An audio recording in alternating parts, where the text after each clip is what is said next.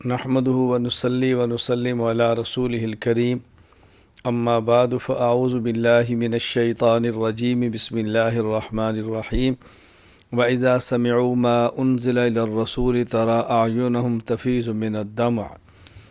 چھٹے پارے کے آخر میں فرمایا تھا کہ نصارہ بنسبت یہود اور مشرکین کے مسلمانوں کے لیے نرم گوشہ رکھتے ہیں۔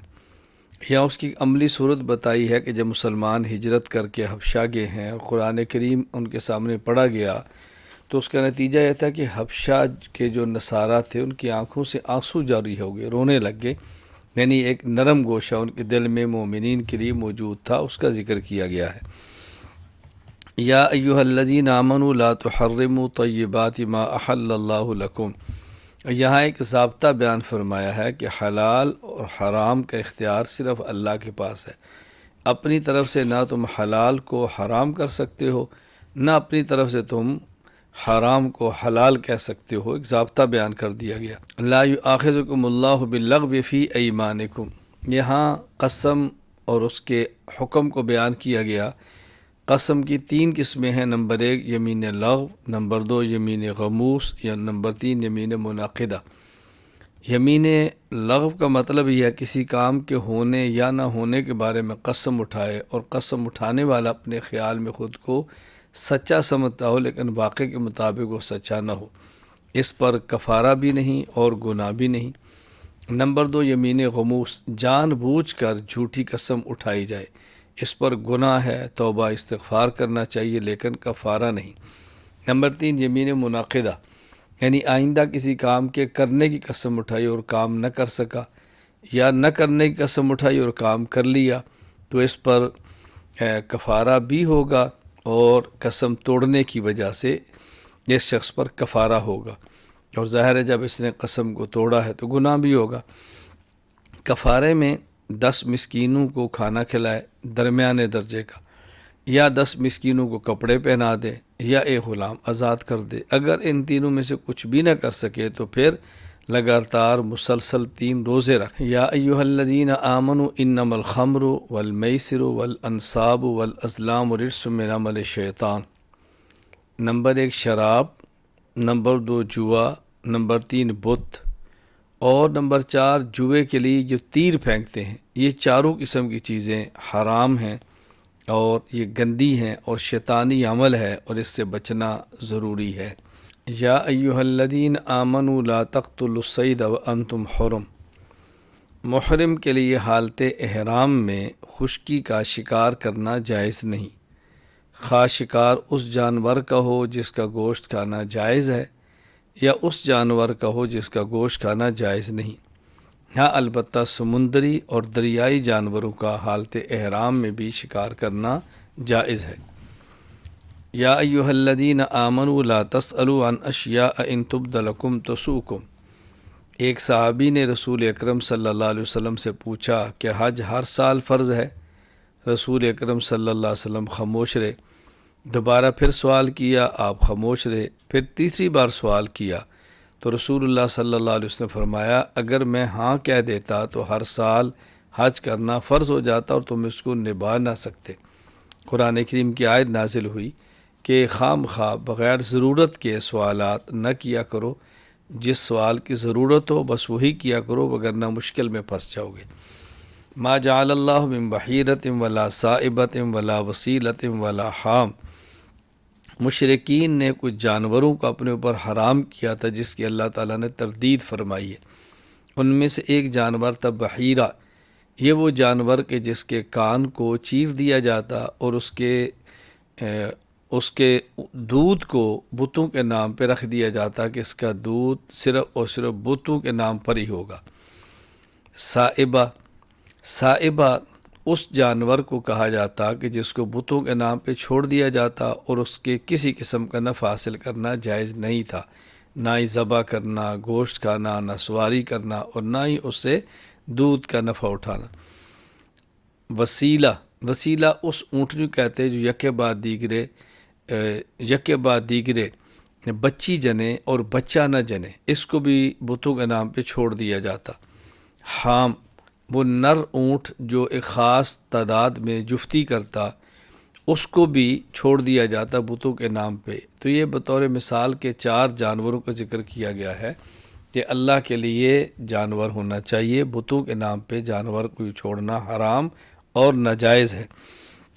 یوم یجمع اللہ الرسل فیقول ماذا اجبتم قالوا لا علم لنا انک انت علام الغیوب۔ قیامت کے دن اللہ تعالیٰ انبیاء علیہ السلام سے فرمائیں گے جب تم نے دعوت دی تو تمہاری قوم نے تمہیں کیا جواب دیا، دعوت کیسے قبول کی، اعمال کیسے کیے؟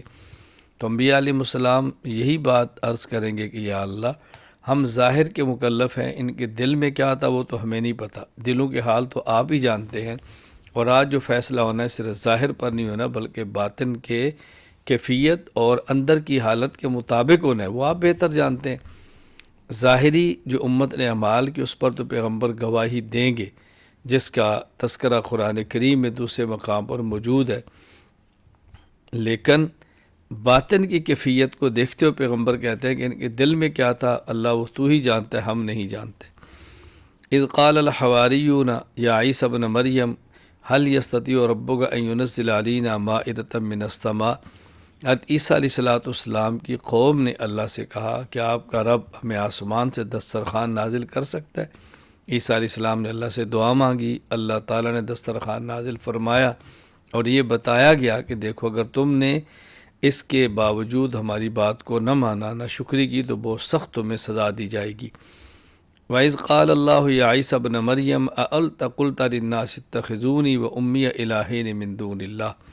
اللہ تعالیٰ قیامت کے دن حضرت عیسیٰ علیہ السلام سے فرمائیں گے کہ لوگ تمہارا نام لے کر سجدے کرتے رہے، تمہیں اور تمہاری والدہ مریم کو، کیا تم نے کہا تھا کہ تمہیں اور تمہاری والدہ کو خدا بنائے؟ عیسیٰ علیہ السلام کہیں گے یا اللہ یہ کیسے ممکن ہے، میں یہ بات کہتا، پاک ہے آپ کی ذات شرک سے۔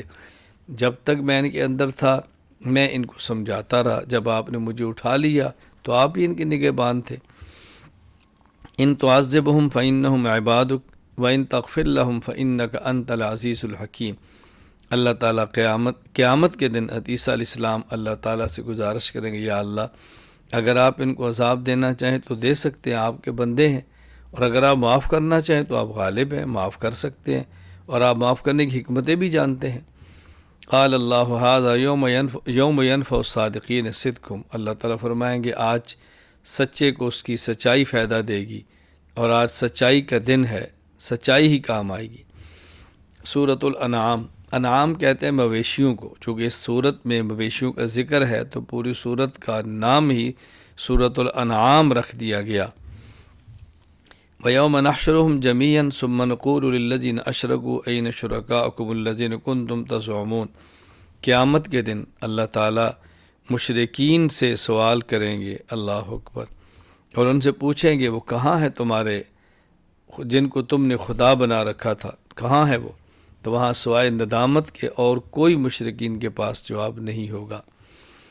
قد خسر الذین کذبوا بلقاء اللہ حتی اذا جاءتهم الساعة بغتة قالوا یا حسرتنا علی ما فرطنا فیہا۔ 3 بنیادی عقائد میں سے ایک بنیادی عقیدہ توحید ہے، عقیدہ آخرت کو بیان کیا گیا۔ جس وقت مجرمین کو جہنم کے کنارے پر کھڑا کیا جائے گا، جہنم کی ہولناکیاں دیکھیں گے، اس وقت پھر یہ لوگ حسرت کے ساتھ کہیں گے کاش ہم دنیا میں ایک اللہ کی عبادت کر لیتے تو آج یہ برا دن دیکھنا نہ پڑتا۔ وَإِذَا رَأَيْتَ الَّذِينَ يَخُوضُونَ فِي آيَاتِنَا فَأَعْرِضْ عَنْهُمْ حَتَّى يَخُوضُوا فِي حَدِيثٍ غَيْرِهِ۔ اللہ تعالیٰ نے نبی کریم صلی اللہ علیہ وسلم کو یہاں پر حکم دیا جب اہل باطل اللہ تعالیٰ کی آیات میں لاہ و لعب استہزاء کرنے کے لیے دخل اندازی کریں تو آپ ان سے اپنا مبارک چہرہ پھیر لیں، اعراض کر لیں۔ یہی حکم آج امت کو ہے، امت کے علماء کو ہے کہ جب لوگ آیات کی تکذیب کریں، استہزاء کریں تو ایسے موقع پر جو سمجھا سکتا ہے سمجھائے، روکنے کی طاقت ہے روکے، مگر نہ ان سے اعراض کریں اور الگ ہو جائیں۔ وَإِذْ قَالَ إِبْرَاهِيمُ لِأَبِيهِ آزَرَ تَتَّخِذُ أَصْنَامًا آلِهَةً إِنِّي أَرَاكَ وَقَوْمَكَ فِي ضَلَالٍ مُبِينٍ۔ کئی آیات میں یہاں حضرت ابراہیم علیہ السلام کی توحید کا ذکر کیا گیا۔ آپ کے والد بت بناتے، بت بیچتے، اور ابراہیم علیہ السلام انہیں بتوں کی تردید کرتے تھے، تو اللہ تعالیٰ نے یہاں ذکر فرمایا ابراہیم علیہ السلام اپنے والد کو سمجھایا کرتے کہ تم بت بناتے ہو، میں دیکھتا ہوں تم اور تمہاری قوم گمراہ ہو۔ فتلک حجتنا آتیناہا ابراہیم علی قومی نرفع درجات من نشاء۔ حضرت ابراہیم علیہ السلام نے مثالیں بھی دیں، سمجھایا بھی، قوم کی بت پرستی کو، اس کے جرم ہونے کو واضح کیا۔ اب اللہ تعالیٰ فرماتے ہیں کہ یہ ابراہیم علیہ السلام ہی نہیں، ابراہیم علیہ السلام کے ساتھ کئی انبیاء ہیں، سب انبیاء نے یہ توحید کا کام کیا اور قوم کو توحید کی دعوت دی۔ اللہ تعالیٰ نے سورہ انعام کے اس رکوع میں جس قدر انبیاء علیہ السلام کا ذکر کیا، اس قدر اکٹھا انبیاء علیہ السلام کا کہیں اور بھی تذکرہ نہیں فرمایا۔ اس ایک صورت میں حضرت ابراہیم، حضرت اسحاق، حضرت یعقوب، حضرت نوح، حضرت داؤد، حضرت سلیمان، حضرت ایوب، حضرت یوسف، حضرت موسیٰ، حضرت ہارون، حضرت زکریا، حضرت یحییٰ، حضرت عیسیٰ، حضرت الیاس، حضرت اسماعیل، حضرت یسع، حضرت یونس، حضرت لوط علیہ السلام، اللہ اکبر، 18 انبیاء علیہ السلام کا یہاں ایک رکوع کے اندر تذکرہ فرمایا ہے۔ ان کی صداقت، دیانت، سچائی، افاعت، سب چیزوں کو بیان فرمایا، اور پھر فرمایا کہ ان انبیاء علیہ السلام کی صفات کو اختیار کرو اور ان کے نقش قدم پر چلو۔ ان اللہ فالق الحب والنوا یخرج الحی من المیت ومخرج المیت من الحی ذالکم اللہ فانا توفکون۔ اللہ تعالیٰ نے اپنی ذات کا تعارف اپنی صفات سے کروایا، توحید پر دلائل پیش فرمائے کہ اللہ تعالیٰ کس طرح ایک دانے کو پھاڑتے ہیں، اللہ تعالیٰ اس سے کس طرح سبزے کو نکال دیتے ہیں، پودے کو بنا دیتے ہیں، مردوں سے زندہ کو پیدا کرتے ہیں، زندہ سے مردہ کو پیدا فرماتے ہیں، یعنی زندہ مرغی سے مردہ انڈا نکلتا ہے، مردہ انڈے سے زندہ مرغی نکلتی ہے۔ کیا اللہ تعالیٰ کا نظام ہے۔ لا تدرکہ الابصار وہو یدرک الابصار وہو اللطیف الخبیر۔ اللہ تعالیٰ کی ذات کا کوئی ادراک نہیں کر سکتا، ان آنکھوں سے اللہ تعالیٰ کی ذات کا اس دنیا میں دیکھنا عام بندے کے اختیار میں نہیں، ناممکن ہے۔ ہاں اللہ تعالیٰ جس کو چاہتے ہیں ہر وقت دیکھتے ہیں، اللہ تعالیٰ ادراک فرماتے ہیں۔ یہ ذہن نشین فرما لیں کہ اہل سنت والجماعت کا نظریہ ہے کہ رسول اکرم صلی اللہ علیہ وسلم نے معراج کی رات اللہ تعالیٰ کو اپنی مبارک آنکھوں سے دیکھا ہے، اور وہ دیکھنا اس آیت کے خلاف نہیں ہے، کیونکہ اس آیت میں صرف دیکھنے کی نفی نہیں بلکہ ادراک کی نفی ہے۔ ادراک کہتے ہیں رؤیت مال احاطہ کو، اس طرح دیکھنا کہ جس میں مکمل احاطہ ہر جانب سے ہو جائے، اور اس کی نفی ہے۔ اور رسول اکرم صلی اللہ علیہ وسلم نے یوں نہیں دیکھا بلکہ اجمالاً اللہ تعالیٰ کی ذات کا دیدار فرمایا ہے۔ وآخر دعوانا ان الحمد للہ رب العالمین۔